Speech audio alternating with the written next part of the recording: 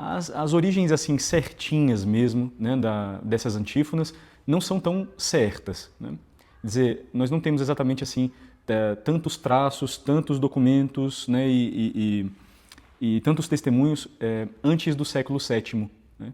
Quer dizer, algumas anedotas gerais, alguns comentários, mas antes do século VII, nada muito robusto, nada exatamente assim muito fiável, né? Até é possível ver numa obra de Boécio, né, um filósofo, chamada A Consolação da Filosofia, ali no início do século VI, até é possível ver, né, alguma menção passageira, né, a essas antífonas, o que faz a gente supor que talvez elas fossem conhecidas já em alguma medida na Itália, né, por volta do século VI, mas o que nós podemos afirmar certamente é que os dados assim mais robustos do século VII em diante.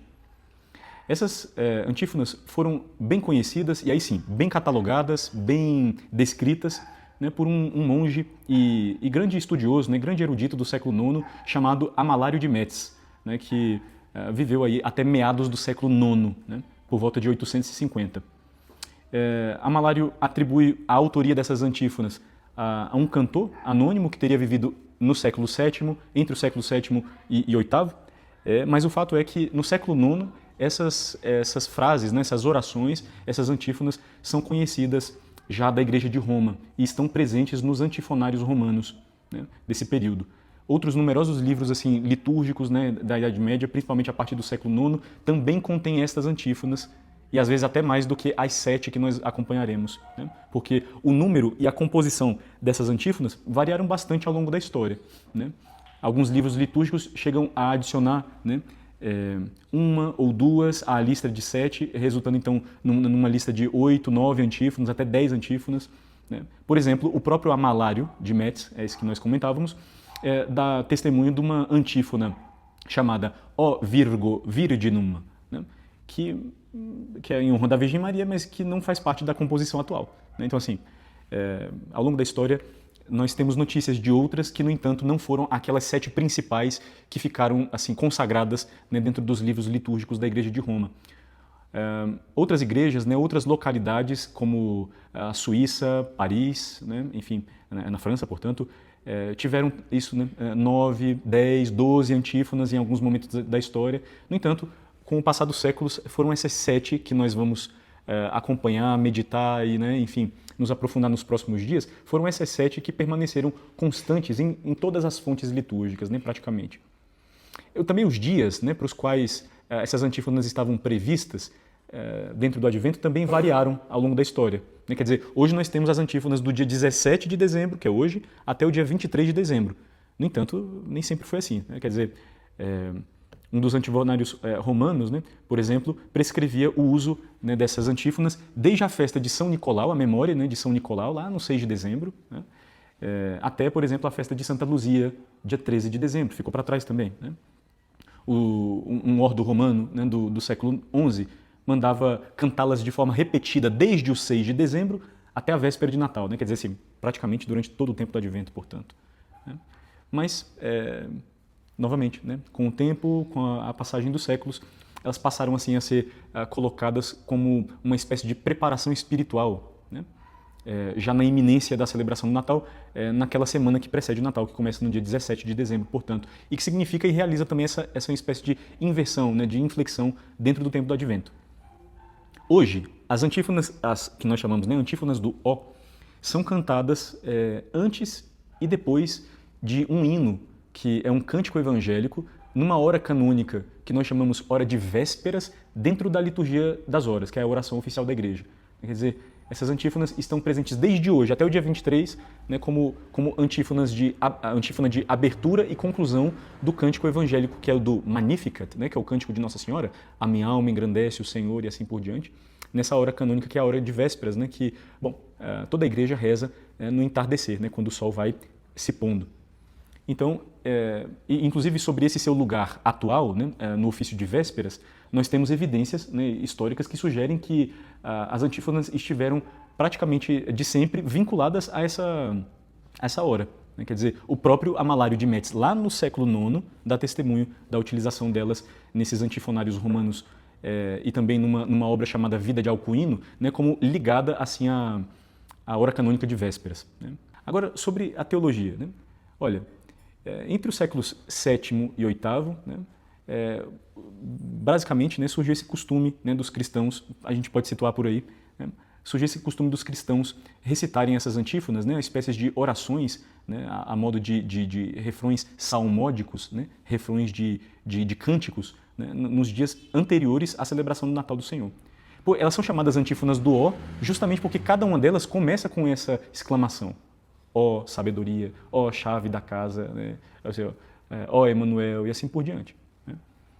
Então elas são precedidas todas por esse vocativo ó. Né?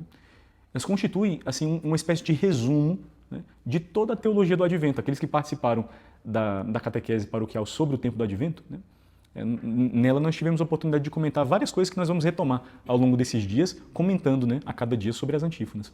Quer dizer, o que elas expressam? Bom, expressam ao mesmo tempo os títulos messiânicos presentes no Antigo Testamento, expressam o desejo de salvação da humanidade, a expectativa pela vinda do Salvador. Por outro lado, expressam a admiração que a própria Igreja tem quando se debruça sobre esse mistério, né, do Deus feito homem, nosso Senhor Jesus Cristo. Quer dizer, elas são uma mescla, né, da expectativa e dos títulos messiânicos do Antigo Testamento, da oração e da prece da humanidade por salvação, por intervenção de Deus, e ao mesmo tempo são uma espécie de reconhecimento e admiração da Igreja diante do mistério que se realizou em nós. Né?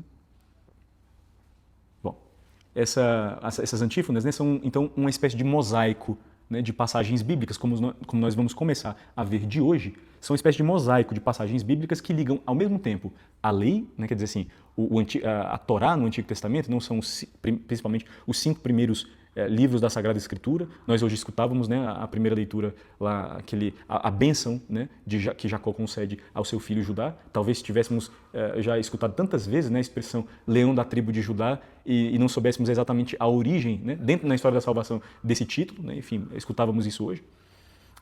Mas para dizer, essas antífonas ligam ao mesmo tempo a lei, né, o Pentateuco, os 5 primeiros livros, os profetas, né, e nós vamos ver aqui como, por exemplo, a profecia de Isaías. Né? Na profecia de Isaías há muitos títulos messiânicos, né? E como a profecia de Isaías está mergulhada nessa expectativa, e por isso mesmo dos profetas o que é mais lido durante o tempo do Advento, como nós comentávamos na catequese no início do tempo do Advento, e, ao mesmo tempo, outros escritos do Antigo Testamento, como nós vamos comentar hoje, por exemplo, né? O livro da Sabedoria, o livro de Provérbios, o livro de Salmos, ou do Novo Testamento também, enfim, nós comentaremos. Né?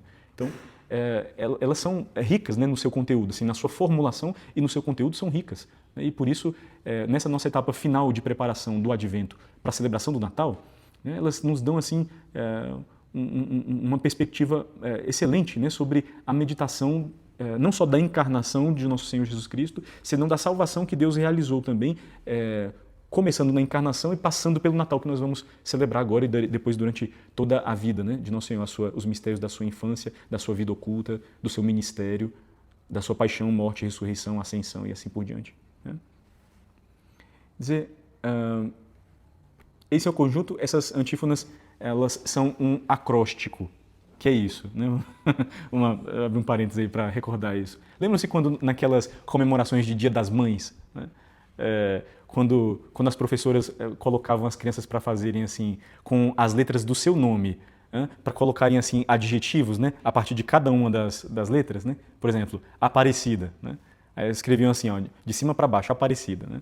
Com as iniciais, e cada inicial dava origem a um adjetivo, né? Uma característica. Quer dizer, o A, sei lá, virava amiga, né? O P virava piedosa ou paciente, né? O A virava de novo amável e assim por diante. Né? Quer dizer, isso é um acróstico, né? Que é utilizar uma série de iniciais para dar origem a frases, né? ou a escritos, etc. É isso que a gente chama de acróstico.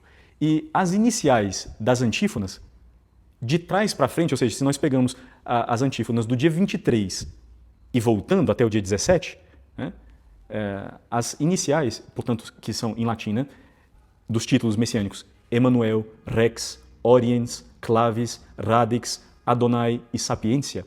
Né? Se nós pegamos as iniciais dessas palavras, do 23 para o 17 de dezembro, nós temos a expressão erocras. em latim, que significa eu virei amanhã, né? Eu virei em breve, mas cras é mais propriamente amanhã. Lembram-se na catequese do Advento, né, que nós dizíamos que o tempo do Advento, ao mesmo tempo, olha para as duas vindas de Cristo, né? Para a sua primeira vinda, para a sua vinda na carne, e é todo o conteúdo, né, das antífonas, nós vamos meditar sobre isso, né, enfim. Mas, ao mesmo tempo, elas dão origem a um acróstico, né, que fala sobre a segunda vinda. Eu virei amanhã. Ero cras. Né? E existe uma estrutura comum a todas as 7. Né? Primeiro, cada antífona, como nós comentávamos já, começa com uma invocação endereçada ao Messias, através de um título messiânico. Né? Isso é algo comum às 7.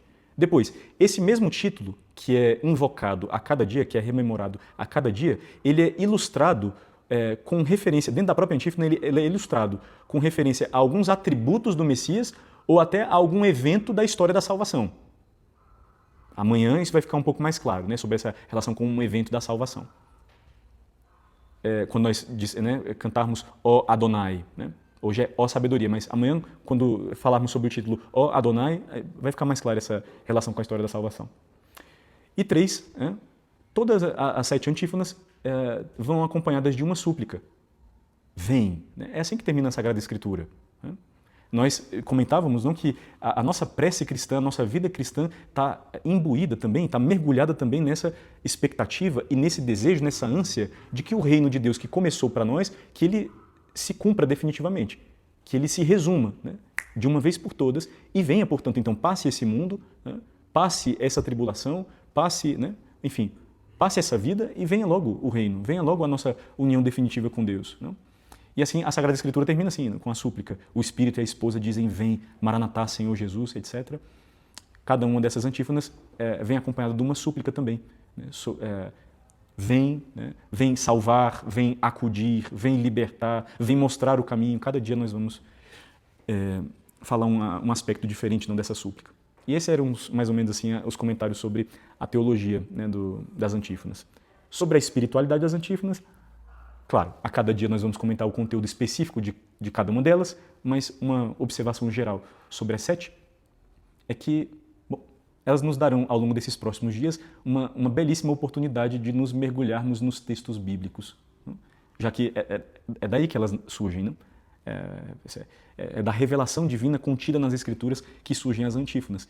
Então, nós vamos mergulhar, né? Essas catequeses ao longo dos próximos dias serão também uma espécie de mergulho, né, na história da salvação no Antigo Testamento, nas passagens bíblicas e assim por diante, e em temas, né, da Sagrada Escritura no Antigo Testamento. E não só. Né?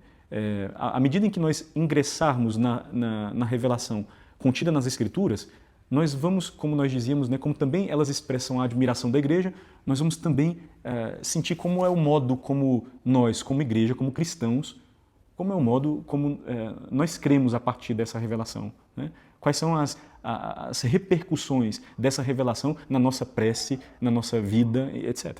Né? Bom, nesse sentido, né, à medida em que a cada dia elas vão nos indicar alguma súplica, como elas vêm acompanhadas de uma súplica, cada dia, por exemplo, a gente podia pensar em seguir aquele tema daquela súplica para fazer dele, de repente, um pouco de oração. Né? Por exemplo, nós vamos dizer que hoje, né, ó sabedoria, né, nós vamos pedir que Nosso Senhor venha nos ensinar. Né?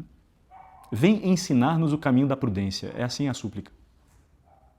Quanto nós precisamos, né, ser iluminados na nossa inteligência para conhecer o que nos convém fazer, para conhecer qual é a vontade de Deus, o que o agrada, né, e de irmos encontrando e recebendo de Deus força para fazer as boas eleições, né, para fazer as boas escolhas na vida a partir daquilo que nós recebemos dele. Isso é o conteúdo próprio da virtude da prudência. Né? Mas, por exemplo, a partir dessa súplica, a gente podia pensar sobre isso, né? Sobre fazer da súplica a cada dia a nossa própria prece. Né? Enfim, isso aqui é só uma anedota assim, de espiritualidade que nos faça, talvez, aproveitar até, né? Não só do ponto de vista teórico, mas até do ponto de vista oracional, a cada dia, essas nossas reflexões e essas próprias antífonas que a Igreja nos propõe.